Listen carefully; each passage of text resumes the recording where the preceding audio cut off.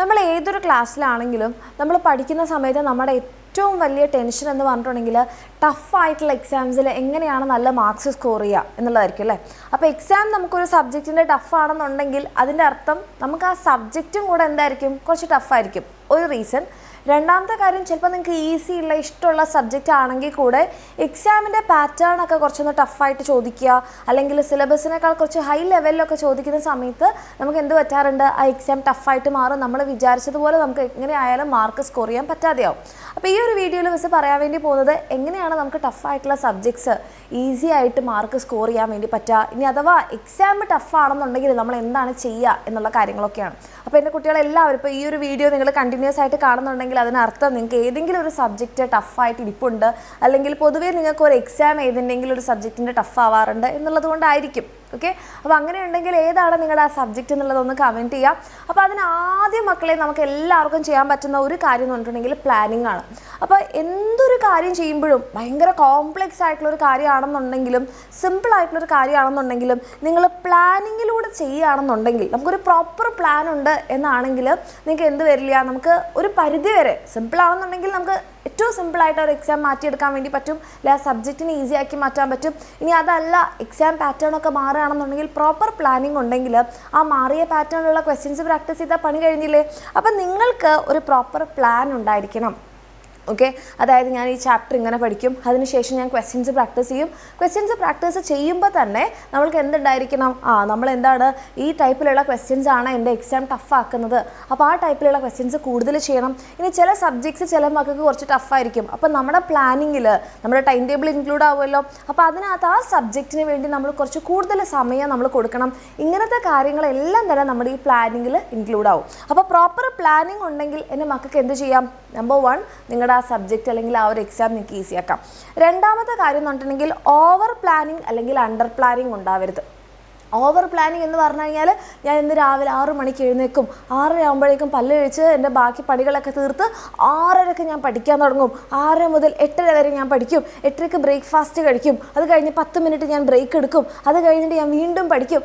അങ്ങനെ നമ്മുടെ ഓരോ മിനിറ്റും നമ്മൾ പ്ലാൻ ചെയ്യുമ്പോൾ എന്താ പറ്റുക, ഭയങ്കര സ്ട്രെസ്സായി അല്ലേ. എന്തെങ്കിലും അൺഎക്സ്പെക്റ്റഡ് ആയിട്ടുള്ള കാര്യങ്ങൾ അതിനിടയിൽ വന്നു കഴിഞ്ഞാൽ അയ്യോ എല്ലാം കയ്യിൽ നിന്ന് പോയി. ഇനി അണ്ടർ പ്ലാൻ ആണെന്നുണ്ടെങ്കിൽ എന്താ, ഇന്ന് ഈ സബ്ജക്റ്റ് പഠിക്കാം, അല്ലെങ്കിൽ ഇന്ന് മാത്സ് പഠിക്കാം, ഇന്ന് ഫിസിക്സ് പഠിക്കാം, കുറച്ച് ഉറങ്ങാം, കുറച്ച് റെസ്റ്റ് എടുക്കാം. പ്രോപ്പറായിട്ടൊന്നും പ്ലാൻഡ് അല്ല. അതായത് ഇന്ന് നിങ്ങൾ ഫിസിക്സ് പഠിക്കാമെന്ന് മാത്രമേ പറഞ്ഞുള്ളൂ, അല്ലെങ്കിൽ മാത്സ് പഠിക്കാമെന്ന് മാത്രമേ പറഞ്ഞുള്ളൂ, മാത്സിൽ ഏത് ചാപ്റ്റർ ഏത് ടോപ്പിക്ക് എന്നൊന്നും പറഞ്ഞിട്ടില്ല അല്ലേ. അപ്പോൾ അത് അണ്ടർ പ്ലാനിങ് ആണ്. അപ്പോൾ പ്രോപ്പറായിട്ടുള്ള പ്ലാൻ ഉണ്ടായിരിക്കണം. ഇന്നത്തെ ദിവസം നിങ്ങൾ എന്ത് പഠിക്കും, ഏത് ചാപ്റ്റർ പഠിക്കും, ഏത് ടോപ്പിക്ക് പഠിക്കും, അത് മാത്രമല്ലാതെ വേറെ എന്തൊക്കെ കാര്യങ്ങൾ നിങ്ങൾ ചെയ്യും എന്നുള്ളതിനെക്കുറിച്ച് ഒരു ധാരണ നിങ്ങൾക്ക് ഉണ്ടായിരിക്കണം. ഇനി അടുത്തതാണ് ബ്രേക്ക് എടുക്കാതിരിക്കുക എന്നുള്ളത്. ചില മക്കളൊക്കെ ഇങ്ങനെ നല്ല പോലെ മോട്ടിവേറ്റഡായി പ്ലാനിങ് ഒക്കെ ചെയ്ത് ഫുൾ കൺസിസ്റ്റൻ്റ് ആയിട്ട് ചെയ്യും. കൺസിസ്റ്റൻ്റ് ആയിട്ട് ചെയ്യുന്നതാണ് ആ ഡേ ത്രൂ ഔട്ട് ചെയ്യും. ഒരു ബ്രേക്ക് പോലും എടുക്കില്ല. ബ്രേക്ക് എങ്ങാനും എടുത്തു കഴിഞ്ഞാൽ അയ്യോ എൻ്റെ അത് പോവോ, ഞാൻ ആ ഒരു ഫ്ലോയിൽ വന്ന് തീർന്നു പോകുമെന്ന് കരുതിയിട്ട് ബ്രേക്ക് എടുക്കാതെ ആ ഡേ ത്രൂ ഔട്ട് പഠിക്കും. ചിലപ്പോൾ 2 ദിവസം പഠിക്കും, ചിലപ്പോൾ 3 ദിവസം പഠിക്കും, ചിലപ്പോൾ ഒരാഴ്ച പഠിച്ചെന്നിരിക്കട്ടെ. പക്ഷെ അത് കഴിഞ്ഞ് കഴിഞ്ഞാൽ ഭയങ്കര സ്ട്രെസ്സായി അല്ലേ. നമ്മൾ 1 മിനിറ്റ് പോലും ബ്രേക്ക് എടുക്കാതെ കൺസിസ്റ്റൻ്റ് ആയിട്ട് ഇങ്ങനെ ചെയ്ത് ഭയങ്കര സ്ട്രെസ്ഡായി. പിന്നെ നമ്മൾ ആ പ്ലാനിങ്ങും ആ പഠിത്തമൊക്കെ മടുക്കാൻ തുടങ്ങും. അവിടെയാണ് എൻ്റെ കുട്ടിയൊക്കെ ഒരു മിസ്റ്റേക്ക് പറ്റുന്നത്. സോ പ്രോപ്പറായിട്ടുള്ള ബ്രേക്കുകൾ ഓരോ 1 hour അല്ലെങ്കിൽ 2 hour നിങ്ങൾ എടുക്കുക. ആ ബ്രേക്കുകൾ എന്തായിരിക്കണം, സ്ക്രീൻ ഫ്രീ ബ്രേക്ക് ആയിരിക്കണം. എന്ന് വെച്ചാൽ ഫോണിലോ ഇൻസ്റ്റഗ്രാമിലോ സോഷ്യൽ മീഡിയ സ്പെൻഡ് ചെയ്യാത്ത നിങ്ങൾ റിലാക്സ് ചെയ്യുന്ന ടൈപ്പ് ഓഫ് ബ്രേക്സ് എടുക്കുക. ഓക്കെ, ഒരു 4 hours ഒക്കെ കഴിയുമ്പോൾ ഒരു ലോങ് ബ്രേക്ക്, ഒരു ½ an hour ഒക്കെ ബ്രേക്ക് മസ്റ്റായിട്ട് നിങ്ങൾ എടുക്കുക. ഓക്കെ, ഇങ്ങനെ ബ്രേക്ക് എടുത്ത് നിങ്ങൾ പഠിക്കുകയാണെന്നുണ്ടെങ്കിൽ നിങ്ങൾക്ക് റിലാക്സ് ചെയ്ത് തന്നെ ചെയ്യാൻ വേണ്ടി പറ്റും. ഇനി ഏറ്റവും ഇമ്പോർട്ടൻ്റ് ആയിട്ടുള്ള കാര്യമാണ് കൺസിസ്റ്റൻസി. കൺസിസ്റ്റൻസി എന്ന് പറഞ്ഞാൽ എന്താണ്, ഇപ്പം മിസ്സ് പറഞ്ഞത് ഇൻറ്റൻസിറ്റിയാണ്. ഒരാഴ്ച പോലും ഒരു ബ്രേക്ക് ഒന്നും എടുക്കാതെ പഠിക്കുക ഹൈ ഇൻറ്റൻസിറ്റിയിൽ നിങ്ങൾ പഠിക്കുന്നു. അത് നമ്മളെ പെട്ടെന്ന് ടയേർഡാക്കും, മടുത്തു എന്നുള്ളൊരു ലെവലിലേക്ക് എത്തിക്കും. പക്ഷെ അതല്ല നമുക്ക് വേണ്ടത്. എന്താണ്, കൺസിസ്റ്റൻസിയാണ്. എല്ലാ ദിവസവും നമുക്ക് ആ കാര്യം ചെയ്യാൻ തോന്നുന്നുണ്ടെങ്കിൽ അത് എഫക്റ്റീവായിട്ട് എഫിഷ്യൻ്റായിട്ട് ഓരോ ദിവസവും കുറച്ച് കാര്യങ്ങളായിട്ട് നിങ്ങൾ ചെയ്യുകയാണെന്നുണ്ടെങ്കിൽ നമ്മൾ മടുക്കില്ല. അങ്ങനെ മടുക്കാതെ ചെയ്യണമെന്നുണ്ടെങ്കിൽ മിസ് നേരത്തെ പറഞ്ഞ ആ പ്ലാനിങ്ങിൽ പ്രോപ്പറായിട്ട് നിങ്ങൾക്കൊരു ടൈം ടേബിൾ ഉണ്ടാവണം. അതായത് എല്ലാ ദിവസവും, ഇപ്പോൾ ഒരാഴ്ചയാണെങ്കിൽ ആ ഒരാഴ്ചയിൽ 3 ദിവസം ഫിസിക്സ്, അല്ലെങ്കിൽ 3 ദിവസം 4 ദിവസം മാത്സ്. അപ്പോൾ നമ്മൾ വേഗം മടുക്കും. അപ്പോൾ നമ്മുടെ പ്ലാനിങ് എന്തായിരിക്കണം, ഒരു ദിവസം ഫിസിക്സ് ആണെങ്കിൽ അടുത്ത ദിവസം ബയോളജി, പിന്നെ കെമിസ്ട്രി, അങ്ങനെ നമുക്ക് മാറ്റി മാറ്റി പഠിക്കാനുള്ള രീതിയിൽ നിങ്ങളെ ടയേർഡാക്കാത്ത രീതിയിൽ നിങ്ങൾക്ക് ബ്രേക്സും ഒക്കെ തന്നുകൊണ്ടുള്ള പഠിത്തമായിരിക്കണം. ഇനി ഏറ്റവും ഇമ്പോർട്ടൻ്റ് ആയിട്ടുള്ളൊരു കാര്യമാണ് മക്കളെ, നിങ്ങളിപ്പോൾ ടഫായിട്ടുള്ള സബ്ജക്റ്റ് ആണെങ്കിൽ, നിങ്ങൾക്ക് ഇഷ്ടമില്ലാത്ത സബ്ജക്റ്റ് ആയിക്കോട്ടെ, നിങ്ങൾക്ക് പഠിക്കാൻ പറ്റാത്ത സബ്ജക്റ്റ് ആയിക്കോട്ടെ, നിങ്ങൾ പഠിച്ചു എന്നിട്ട് അത് റിവിഷൻ ചെയ്തിട്ടില്ലെങ്കിൽ ആ പഠിച്ചത് മൊത്തം വേസ്റ്റ് ആണെന്ന് എൻ്റെ മക്കൾക്ക് അറിയാവോ? അറിഞ്ഞില്ലെങ്കിൽ നിങ്ങളിനി അറിയണം. അതായത് ഒരു ടോപ്പിക്ക് നമ്മൾ പഠിച്ച് ഒരു 2-3 ദിവസത്തിനുള്ളിൽ നിങ്ങൾ പഠിച്ചതിൻ്റെ പകുതിയോളം നിങ്ങൾ മറക്കും. അത് നിങ്ങൾ മാത്രമല്ല, മിസ്സും മറക്കും. എല്ലാവരും ഹ്യൂമൻ നേച്ചറാണത്. ഓക്കെ, അപ്പോൾ നമ്മളത് മറക്കാതിരിക്കണമെന്നുണ്ടെങ്കിൽ എന്ത് ചെയ്യണം? നമ്മളൊരു ദിവസം ഒരു ടോപ്പിക്ക് പഠിച്ചു കഴിഞ്ഞാൽ നെക്സ്റ്റ് ഡേ തന്നെ നമ്മളത് റിവൈസ് ചെയ്യണം, അല്ലെങ്കിൽ ഒരു 2 ഡേയ്സിനുള്ളിൽ നമ്മൾ റിവൈസ് ചെയ്യണം. ഇപ്പോൾ ഇന്ന് നിങ്ങൾ പഠിച്ചു എന്ന് കരുതാം. ഇപ്പോൾ ഇന്ന് നിങ്ങളൊരു ടോപ്പിക്ക് പഠിച്ചു കഴിഞ്ഞാൽ നെക്സ്റ്റ് ഡേ നിങ്ങൾ റിവൈസ് ചെയ്യാം.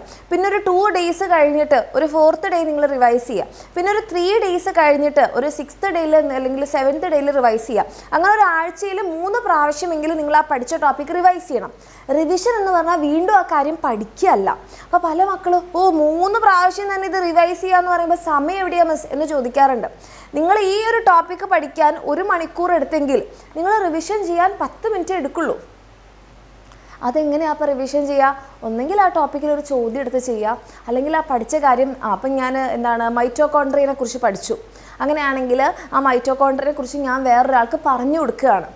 അല്ലെങ്കിൽ സെല്ലിനെ കുറിച്ച് ഞാൻ പഠിച്ചു, അപ്പോൾ പഠിച്ച കാര്യം നിങ്ങൾ പിന്നെ ബുക്കും നോട്ടിരുന്ന് വായിക്കേണ്ട, ജസ്റ്റ് നിങ്ങൾക്ക് കിട്ടുന്നില്ലെങ്കിൽ ജസ്റ്റ് ഒന്ന് റീഡ് ചെയ്തിട്ട് ഒരാൾക്ക് പറഞ്ഞു കൊടുക്കാം. റിവിഷൻ കഴിഞ്ഞു, അത്രയേ ഉള്ളൂ. പല രീതിയിൽ നിങ്ങൾക്ക് എഴുതി റിവിഷൻ ചെയ്യാം, നിങ്ങൾക്ക് മറ്റൊരാൾക്ക് പറഞ്ഞ് റിവിഷൻ ചെയ്യാം, നിങ്ങൾക്ക് തന്നെ റീകോൾ ചെയ്തിട്ട് കണ്ണാടീൻ്റെ മുന്നിൽ വെച്ച് റിവൈസ് ചെയ്യാം, ചോദ്യങ്ങൾ ചോദിച്ചുകൊണ്ട് റിവൈസ് ചെയ്യാം, ചോദ്യങ്ങൾ എഴുതിക്കൊണ്ട് റിവൈസ് ചെയ്യാം. അങ്ങനെ റിവിഷൻ ചെയ്യുകയാണെന്നുണ്ടെങ്കിൽ പെർഫെക്റ്റാണ്. ഓക്കെ, അപ്പോൾ ഈ രീതിയിലൊക്കെ നിങ്ങളെ ഹെൽപ്പ് ചെയ്യുന്നതായിരിക്കും നമ്മുടെ എക്സാമിനറിൻ്റെ ബാച്ച്. നമ്മുടെ എക്സാമിനറിൻ്റെ ബാച്ചിൽ നിങ്ങൾക്ക് ജോയിൻ ചെയ്യാൻ താല്പര്യമുണ്ടെങ്കിൽ നിങ്ങൾക്ക് താഴെ കാണുന്ന നമ്പറിൽ മെസ്സേജ് ചെയ്യുക. അതായത് പ്രോപ്പർ പ്ലാനിങ് നിങ്ങൾക്ക് ചെയ്യാൻ പറ്റുന്നില്ലെങ്കിൽ നമ്മുടെ കയ്യിൽ നിങ്ങളുടെ ഈ ഒരു ഹോൾ അക്കാഡമിക് ഇയർ, ഈ ഒരു വർഷം നിങ്ങൾ എന്തൊക്കെ ചെയ്യണം എന്നുള്ള കാര്യത്തിൻ്റെ കംപ്ലീറ്റ് പ്ലാൻ നമ്മുടെ കയ്യിലുണ്ട്. അതായത് നിങ്ങളിപ്പം ഈ ഒരു വർഷം ഏതൊക്കെ ഓരോ ദിവസവും ഓക്കെ ഒരു അക്കാഡമിക് ഇയറിൻ്റെ പ്ലാനാണ് നമ്മുടെ കയ്യിലുള്ളത്. ആ ഒരു പ്ലാനിനെ നമ്മൾ എന്ത് ചെയ്തിട്ടുണ്ട്? മന്ത്ലി ആയിട്ട് ബ്രേക്ക് ഡൗൺ ചെയ്തിട്ടുണ്ട്. ഓരോ മാസവും നിങ്ങൾ എന്തൊക്കെ പഠിക്കണം, ഓരോ ദിവസവും നിങ്ങൾ എന്തൊക്കെ പഠിക്കണം എന്നുള്ളതിൻ്റെ പ്രോപ്പർ ബ്രേക്ക് ഡൗൺ ഉണ്ട്. ഓക്കെ, അങ്ങനെ നിങ്ങൾക്ക് എന്ത് തരും? ഒരു പ്രോപ്പർ ആയിട്ടുള്ള ഒരു ടൈം ടേബിൾ നമ്മൾ തരുന്നുണ്ടാകും. ഇനി നിങ്ങൾക്ക് ക്വസ്റ്റ്യൻസ് പ്രാക്ടീസ് ചെയ്യാൻ വേണ്ടിയിട്ട് ക്വസ്റ്റ്യൻസും നമ്മുടെ ബാച്ചിൽ നിങ്ങൾക്ക് തരും, വർക്ക്ഷീറ്റിൻ്റെ ഒക്കെ രൂപത്തിൽ. അത് വെച്ചിട്ട് നിങ്ങൾക്ക് എന്ത് ചെയ്യാനും വേണ്ടി പറ്റും? റിവൈസ് ചെയ്യാനും ഒക്കെ പറ്റും. ഓക്കെ, അപ്പോൾ ഇതേപോലെയൊക്കെ എൻ്റെ മക്കൾക്ക് പഠിക്കണം എന്ന് ആഗ്രഹം ഉണ്ടെങ്കിൽ വേഗം തന്നെ താഴെ കാണുന്ന നമ്പറിൽ മെസ്സേജ് അയച്ചോളൂ. കാരണം കുറച്ചായിട്ട് എല്ലാ ദിവസവും നിങ്ങൾക്ക് പഠിച്ചു പോവുകയാണെന്നുണ്ടെങ്കിൽ ആ ഒരു പ്രഷർ നിങ്ങൾക്ക് ഉണ്ടാവില്ല. അപ്പോൾ ഈ പറഞ്ഞ പോയിൻറ്റ്സ് എൻ്റെ മക്കൾക്ക് ക്ലിയർ ആയെന്നുണ്ടെങ്കിൽ അത് നിങ്ങളുടെ ലൈഫിൽ ഉപയോഗപ്പെടുത്തുക. നമ്മുടെ ബാച്ചിൽ ജോയിൻ ചെയ്ത് പഠിക്കാൻ ആഗ്രഹമുള്ള മക്കളാണെങ്കിൽ താഴെ കാണുന്ന നമ്പറിൽ മെസ്സേജ് ചെയ്യുക. Okay, all the very best.